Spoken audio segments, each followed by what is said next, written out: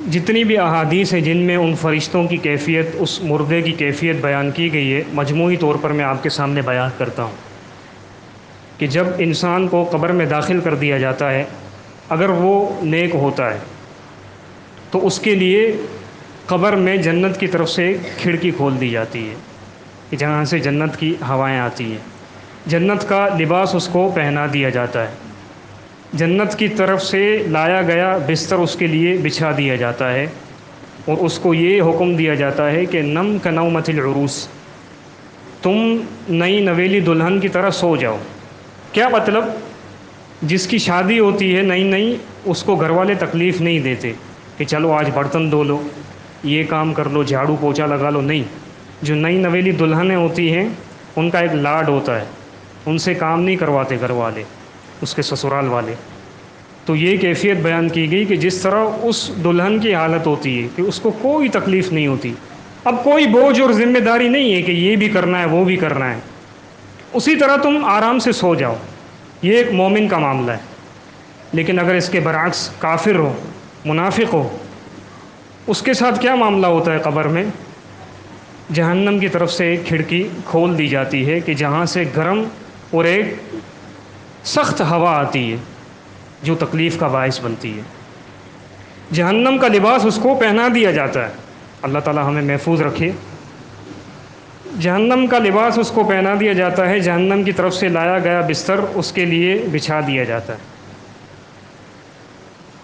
پھر اس کے بعد کیا ہوتا ہے؟ اس کے بعد یہ ہوتا ہے کہ اللہ تعالیٰ کی طرف سے ایک اندھا اور ایک بہرا فرشتہ مقرر کر دیا جاتا ہے۔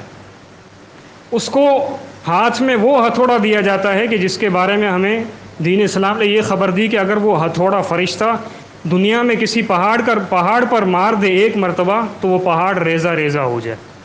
یہ اس کافر اور منافق کی حالت ہوتی ہے جو قبر میں فیل ہو جاتا ہے۔ اب وہ فرشتہ جو کہ اندھا اور بہرا ہے، وہ مسلسل اس کو وہ لوہے کا پتھر، وہ ہتھوڑا مارتا رہتا ہے، جس کو کائنات کی ہر مخلوق سنتی ہے سوائے جن اور انسانوں کے۔ اگر جن یا انسان میں سے کوئی بھی مخلوق اس عذاب کو سن لے تو رسول اللہ صلی اللہ علیہ وسلم کے فرمان کے مطابق وہ بے ہوش ہو جائے، اس کے ہوش اڑ جائیں۔ یہ مردے کی کیفیت ہوتی ہے۔ جو فرشتے آتے ہیں قبر میں سوال کرنے، ان کی کیا صورت ہوتی ہے؟ رسول اللہ صلی اللہ علیہ وسلم نے جو ہمیں خبر دی، ایک کا نام ہے منکر، دوسرے کا نام ہے نکیر۔ ان کی شکلیں بڑی ہی خوفناک ہوں گی، سیاہ رنگ کی ان کی شکلیں، ان کی آنکھوں کا رنگ نیلا ہوگا۔ کچھی میں نیلے سے مراد گرین ہوتا ہے، اردو میں نیلے سے مراد بلو ہوتا ہے۔ ان کی آنکھیں نیلی ہوں گی، اور ان کے جو دانت ہوں گے وہ گائے کے سنگ جیسے ہوں گے، اور ان کی آنکھوں کا سائز ایک دیگچی کے برابر ہوگا۔ ایک دیگچی جو ہوتی ہے، یہ شکل کیا یہ خوبصورتی ہے یا پھر یہ ڈراؤنی شکل ہے؟ لازمی یہ ڈراؤنی شکل ہے۔ تو یہ بڑا ہی کٹھن معاملہ ہے کہ انسان، آپ دیکھیں ہم اپنے جیسے انسانوں کے درمیان رہتے ہیں، اگر ہم کسی غیبی مخلوق کو اچانک دیکھ لیں تو کچھ لوگ بیمار ہو جاتے ہیں، برسوں ان کو بخار نہیں چھوڑتا، یا کچھ ایسے بھی ہوتے ہیں کہ وہ فوراً فوت ہو جاتے ہیں، یا کچھ وقتی طور پر بے ہوش ہو جاتے ہیں، صرف اس وجہ سے کہ اپنے سے ہٹ کر وہ کسی اور چہرے کو دیکھ لیتے ہیں۔ تو یہ چہرے تو بڑے خطرناک ہوں گے۔ اللہ تعالیٰ ہمیں اس مقام پر کامیاب کرے۔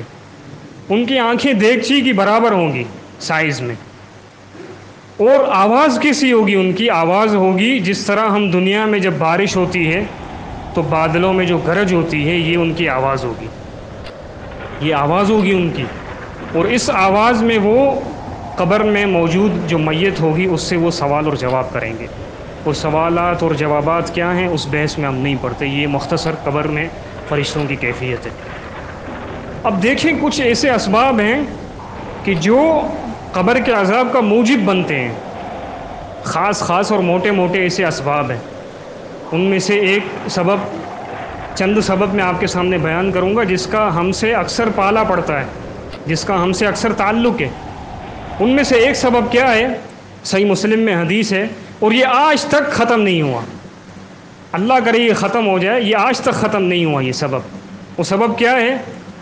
صحیح مسلم میں حدیث رسول اللہ صلی اللہ علیہ وسلم کا فرمان ہے، المیت یعذب فی قبرہ بما نیح علیہ، میت جو ہوتا ہے اس کو قبر میں عذاب دیا جاتا ہے، کس وجہ سے؟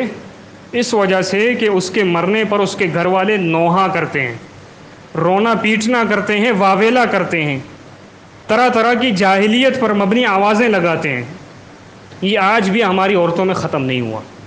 اب کم از کم انسان کی جو ذمہ داری بنتی ہے نا، وہ یہ بنتی ہے کہ بھائی مرنا تو مجھے بھی ہے، آپ نے بھی ہے، اور رونا تو میرے گھر والوں نے بھی ہے، آپ کے گھر والوں نے بھی ہے۔ تو کم از کم آپ حجت تو قائم کر جائیں کہ اپنے گھر والوں کو یہ کہیں کہ بھائی میں مر جاؤں تو نوحہ نہیں کرنا۔ اب پیچھے وہ کرتے ہیں نہیں کرتے ہیں وہ ان کا معاملہ ہے، کم از کم ہم تو اس عذاب کے سبب سے بری ہو جائیں گے نا۔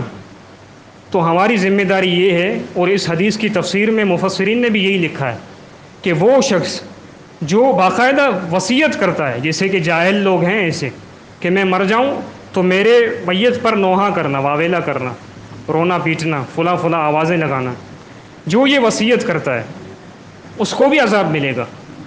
اور وہ شخص جس کو پتہ ہے کہ میں مر جاؤں گا اور میرے گھر والے میرے پیچھے نوحہ کریں گے، اگر وہ اپنے گھر والوں کو نہیں روکتا تو اس کو بھی عذاب مل سکتا ہے۔ تو کم از کم میری اور آپ کی ذمہ داری یہ ہے کہ بھائی اپنے گھر والوں کو یہ تو کہیں کہ میں مر جاؤں تو خدا را میرے پیچھے نوحہ مت کرنا۔ تو یہ نوحہ ایک سبب ہے، انسان کو عذاب ہوتا ہے قبر میں۔ ہم اتنا اس کے لیے روتے ہیں کہ ہمارا لاڈلا بیٹا تھا، ہمارا بھائی تھا، ہمارا والد تھا، ہمارا فلاں تھا، ہمارا فلاں عزیز تھا، اتنا روتے ہیں، لیکن ہمیں یہ نہیں پتہ کہ ہم جو اس پر واویلا کرتے ہیں اس کی وجہ سے اس کو عذاب ہو رہا ہے۔ ہم اس کی زندگی ختم ہونے پر رو رہے ہوتے ہیں، لیکن یہ زندگی تو عارضی ہے، اس کے بعد جو زندگی ہے اس کو ہم کیوں مشکل بنا رہے ہیں اس کے لیے؟ تو یہ نوحہ نہیں ہونا چاہیے۔ کم از کم ہم اپنے گھر والوں کو یہ تو کہہ سکتے ہیں کہ بھائی نوحہ مت کریں ہمارے پیچھے۔ یہ ایک سبب ہے، ہمارے معاشرے میں عام ہے۔ اس ویڈیو کو زیادہ سے زیادہ شیئر کیجیے اور ہمارے چینل سبحانی مسجد لیاری کو سبسکرائب کیجیے اور صدقہ جاریہ کے مستحق بنیے۔ جزاکم اللہ خیرا کثیرا فی الدنیا والآخرہ۔